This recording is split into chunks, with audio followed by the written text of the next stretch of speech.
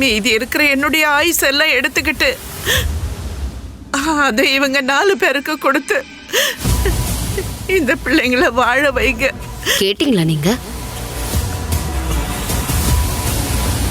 இதுதான் ஒரு தாயோட பாசம். கொலை செய்யறவங்க, பெத்த அம்மாவை கொல்ல நினைக்கிறவங்க. ஆனா அப்படி இருந்தோம் இந்த அம்மாவோட இதயம் துடிக்கிறது உங்களுக்காக தான். ஆனா உங்கள மாதிரி இருக்கிறவங்களுக்கு தண்டனை கிடைக்காம இருந்தா அது மத்த மனுஷங்க எல்லாருக்கும் ஒரு பாடமா இருக்காதுல்ல?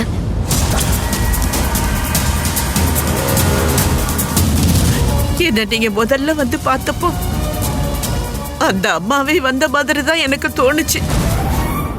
தேசமங்கலத்து அம்மா கிட்ட நான் வேண்டி கேட்டுக்கிறேன், நீங்க பெரிய மனசு வச்சு என் பிள்ளைங்களையும் வீணாவையும் திருப்பி தரணும்.